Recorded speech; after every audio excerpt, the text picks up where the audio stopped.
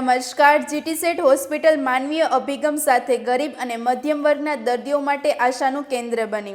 હોસ્પિટલના ફિઝિયોથેરાપી વિભાગમાં માત્ર ₹10 થી ₹50 જેવા નજીવા દરે અત્યાધુનિક સારવાર આપવામાં આવી રહી.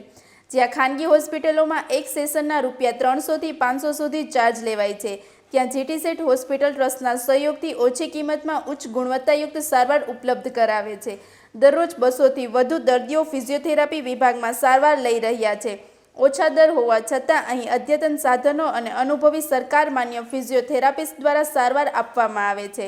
ઓર્થોપેડિક ક્ષેત્રમાં પણ જીટી સેટ હોસ્પિટલ વિશ્વસનીય નામ બની છે, જ્યાં હાડકાના તમામ રોગો અને ઓપરેશનો રાહત દરે કરવામાં આવે છે.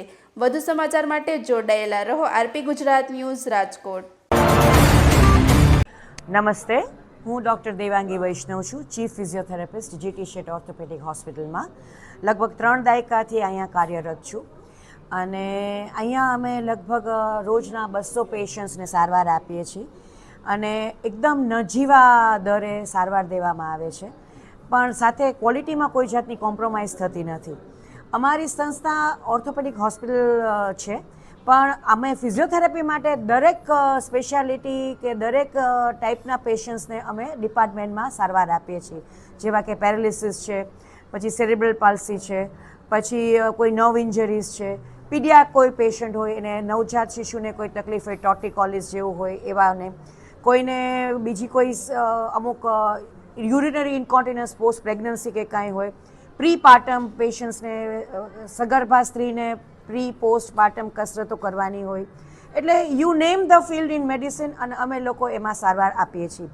અમારી સંસ્થામાં દરેક પ્રકારના અદ્યતન સાધનો આવેલા છે અને જેના દર પ્રાઇવેટમાં લગભગ ઘણા બધા અમારાથી વધારે હોઈ શકે છે અને અમારી સારવાર એવી છે કે જે 1-2 દિવસ પૂરતી નથી હોતી, એટલે પેશન્ટને ઓછામાં ઓછા 10 દિવસથી લઈને 15-20 દિવસ સુધી આવવાનું થાય છે.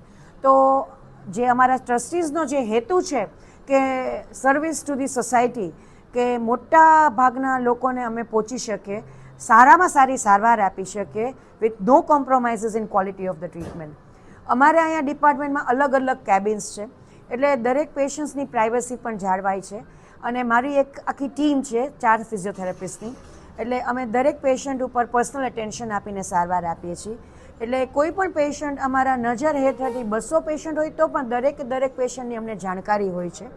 અને ત્રીજી વસ્તુ એ છે કે અમારે જે અહીંયા જે લેટેસ્ટ ટેકનોલોજી છે, અમારું સંસ્થા, અમારી એક કોલેજ પણ ચાલે છે, એટલે ત્યાંના સ્ટુડન્ટ્સ પણ અહીંયા આવે છે, એટલે એ લોકોને બહોળો અનુભવ પણ મળે છે.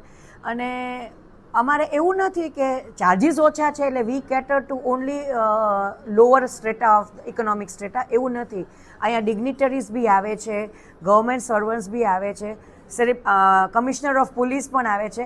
એટલે money is not the criteria, it is the quality of treatment. અને અમારા પોતાનો એક પર્સનલ ટચ દેવાનો એક સ્ટ્રેટેજી છે કે પેશન્ટને આપણે કોઈની પાસે કોઈ સારવાર પાસે ડૉક્ટર પાસે સારવાર લેવા જઈએ તો ડૉક્ટર આપણી સાથે વ્યવસ્થિત વર્તન ના કરે તો આપણને બીજી વાર એની પાસે જવું ના ગમે.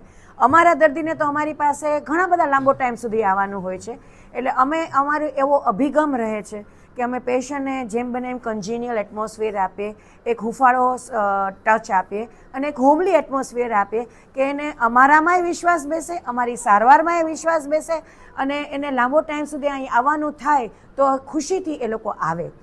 અને બીજી વસ્તુ, અમારે હંમેશા we always aim towards upgradation, એટલે કોઈ પણ નવી સારવાર આવે, નવા એડવાન્સ થેરાપ્યુટિક્સ આવે તો અમે એમાં અમારા વર્કશોપ્સ કરીને અમે એટેન્ડ કરીએ છીએ, જેવું કે ડ્રાય નીડલિંગ, જે હમણાં નવી ટેકનોલોજી છે, તો અમારા આખા સ્ટાફે એ ડ્રાય નીડલિંગનો કોર્સ કર્યો એક એક્સપર્ટ પાસેથી.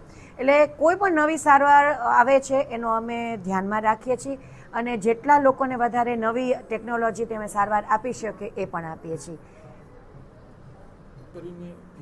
ગામમાં અત્યારના અલગ અલગ ડોક્ટરો ₹500 લે છે. અહીંયા કેટલી હોય છે અને ગરીબ દર્દીઓને કેટલી? હા, અમારી સંસ્થામાં નજીવા દર મેં જેમ મેન્શન કર્યું હતું એમ ₹10થી માંડીને વધીને ₹50 જેવી સારવાર અમે દઈએ છીએ, જેનો ચાર્જ બહાર ₹500 જેવો હોય છે. એટલે દર્દીને બહુ જ સારું પડે છે. અને બીજી વસ્તુ એ કે કોઈ પણ તમે ક્લબ ફૂટ કહો કે સ્કોલિયોસિસ કહો કે ઇલિઝા રોગ કહો, કોઈ પણ એવો ઓર્થોપેડિક મસ્ક્યુલોસ્કેલેટલ તકલીફો એવી નથી કે જેની અહીંયા સારવાર ન થતી હોય.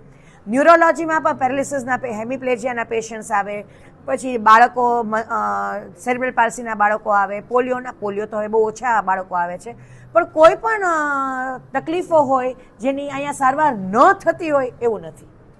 ઓફથેલમાં નવ પાલ્સીસ, ક્રેનિયલ નવ પાલ્સીસ હોય, પેશન્ટને ડબલ દેખાતું હોય, થોડી સ્ક્વિન્ટ થઈ ગયો હોય, ત્રાંસો ડોળો થઈ ગયો હોય, એની પણ સારવાર થાય છે. પેશન્ટ્સને ગળવામાં તકલીફ પડતી હોય એની પણ સારવાર થાય છે. મોઢાના કેન્સરમાં મોઢું ખુલતું ન હોય પૂરેપૂરું, એને ખાવામાં તકલીફ પડતી હોય, અમુક સર્જરીના હિસાબે હાથ ઊંચા ન થતા હોય, તો એ પણ સારવાર અહીંયા થાય છે.